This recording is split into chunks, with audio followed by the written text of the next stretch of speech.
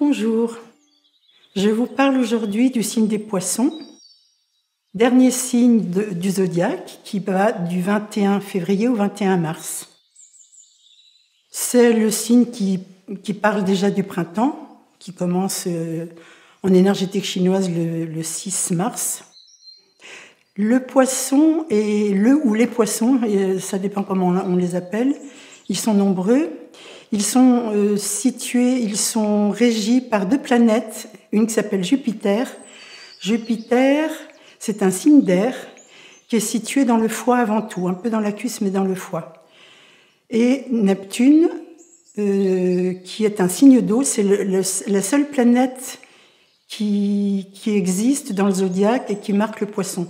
Neptune ne revient pas dans d'autres signes du zodiaque. Neptune, c'est l'eau. Les eaux, E-A-U-X. C'est quelque chose qui va parler d'abondance. C'est à l'image des océans par rapport à la Terre. Si vous voyez un globe terrestre, eh bien vous verrez que l'eau, les océans, sont en proportion dans notre corps par rapport à la Terre. Donc c'est quelque chose de très très abondant. Donc ça va parler de infini, de non-limite, Neptune, de non-limite, d'expansion, de rêve. Et quand on allie le Jupiter et Neptune, ces deux signes ensemble, ça va parler de... Jupiter est très relié à... Je suis ouvert à l'humain, je suis en communication avec l'humain. Jupiter est très... On dit c'est le grand bénéfique, c'est intéressant à entendre. Donc quand on allie Jupiter et Neptune, ça va donner je suis relié au monde entier, je suis dans l'humain et... dissolu. Dissolu, j'aime bien, enfin, ce qui me venait en préparant ce discours-là aujourd'hui, c'est on arrive dans le ventre de la maman et on arrive dans l'eau. Donc, il y a une histoire de flotte au départ. Donc, ça va parler de flotte, comme ça, on arrive, c'est le début de la vie, on est dans l'eau. Dans le corps, le poisson va être imprimé par la circulation lymphatique, la lymphe, on appelle ça du sang blanc. C'est ce qui se manifeste quand on s'écorche un peu et qu'on ne saigne pas, mais il y a du sang blanc qui sort de la peau, c'est la lymphe. Donc la lymphe, ce sang blanc, en fait on a deux sangs dans le corps, excusez-moi, le sang rouge et le sang blanc. Le sang blanc, la lymphe est donc partout, donc à la superficie de la peau, comme je vous l'ai dit, quand vous vous écorchez, vous en mettez partout, enfin ça sort, et puis il est très intracorporel, parce que il baigne, c'est dans la lymphe que vont baigner tous les organes, entre autres le ventre, puisque le ventre va être important dans le poisson. Cette lymphe, j'ai envie de le redire, puis si vous avez entendu les autres signes et les mouvements qui ont été filmés, qui est ce fameux mouvement de la dure-mère, c'est le premier mouvement qu'on montre. La dure-mère, c'est un pochon qui tient toute l'eau dans le corps, qui est, moi j'ai envie de dire la lymphe, on va le dire comme ça. Et cette lymphe dans le ventre, c'est ce qu'on appelle le deuxième cerveau.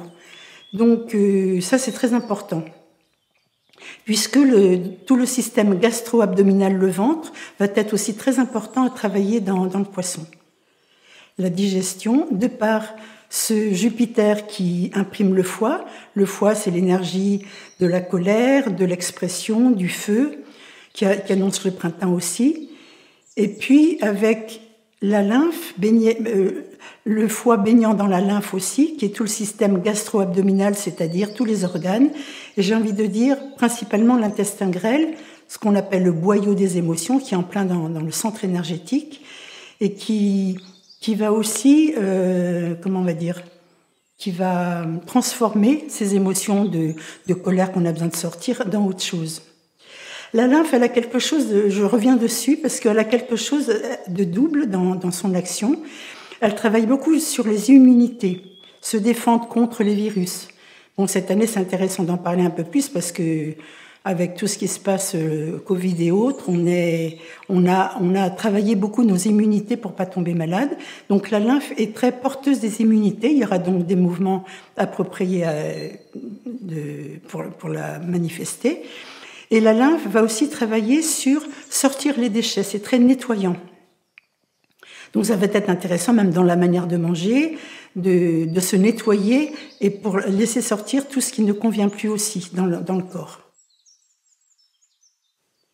Et puis, le grand, je ne vais pas dire la chose la plus importante, non, mais dans les organes, dans le corps, ce sont les pieds. C'est intéressant parce que les pieds, c'est le chakra de la terre, on est sur terre par nos pieds, et que la caricature et l'évidence aussi du poisson, c'est qu'il est très rêveur, il n'est pas là. Il est très ailleurs, il rêve, il a beaucoup d'imagination, tenu par ce fameux Neptune. Ce qui n'empêche que les pieds inscrivent le poisson, ils sont aussi appelés siège de l'âme. L'âme est dans les pieds. Le côté de l'âme dans le poisson est très important, allié à Jupiter, siège de l'âme. Donc les pieds vont avoir à travailler fortement, donc dans l'enracinement, ça c'est important. Dans autre chose qui va travailler sur l'enracinement, c'est le bout de la colonne vertébrale qui est le coccyx et le bout du sacrum, on appelle ça chakra de base, donc c'est intéressant pour l'enracinement, parce que le danger pour moi, le poisson, c'est qu'il se laisse tirer ailleurs. Mais il a tout pour être incarné, il a tout pour être sur Terre, hein, et il peut rêver, et de toute façon, il ne peut pas faire autrement que de rêver d'être aussi ailleurs, dans le monde des rêves qui crée des choses, mais dans son corps, les pieds sont très importants. Et puis, il y a aussi quelque chose qui parle d'extrémité. Donc l'extrémité, ce sont les pieds. C'est le coccyx avec chakra de base, au niveau de la colonne. Et on a la racine du nez, qui régit, racine du nez, enfin, on appelle ça os propre du nez, c'est tout ce qui est dur, hein. C'est ce qui donne l'odorat. Donc, vous voyez, dans le poisson, on va être tenu aussi par des extrémités, en haut et en bas. Voilà, avec bien sûr des exercices appropriés pour les pieds qui seront filmés, vous le verrez par la suite. Mouvement de la prière des pieds dans le poisson. Ce mouvement va faire travailler très fortement les 4 cœurs lymphatiques qu'on a déjà travaillé sur les autres mouvements, avec l'assemblage des pieds qui vont former la queue du poisson dans l'inspire, vous verrez, et la prière dans l'expire. Voilà, dans le centre, le sujet est allongé sur le dos, les pieds en prière, les mains derrière sa nuque. Il expire en vidant le ventre, en serrant l'anus, en envoyant le souffle sur son ventre. Dans l'inspiration, les pieds se mettent en contact par les talons, formant la queue du poisson. Dans l'expiration, les pieds se rejoignent par l'avant des pieds, formant la prière. Dans l'inspire, queue du poisson, avec cette ouverture des 4 cœurs lymphatiques, les yeux se tirent vers le haut. Dans l'expire, il referme, avalant son ventre. Conscience des points de contact derrière, fixant la force. Dans l'inspire, jusqu'où il peut ouvrir ses cœurs lymphatiques par la descente de ses genoux vers le sol. Dans l'expire, il referme, jusqu'où il peut refermer anus serré, formant la prière.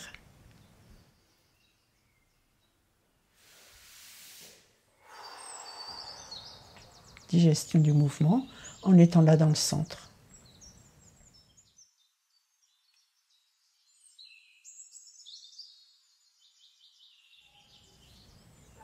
Tout mouvement commence par l'expiration, dans cette alliance coude-genou dans l'expire qui se referme. Ouverture des 4 cœurs dans l'inspire, par la descente des coudes vers le sol. Fermeture dans cette alliance coude-genou dans l'expire. Regard sur le ventre.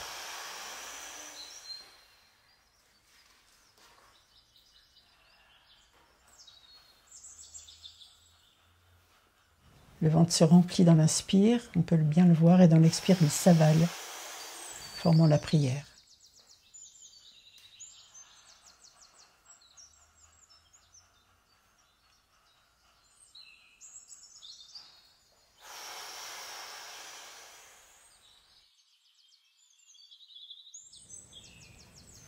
Digestion du mouvement.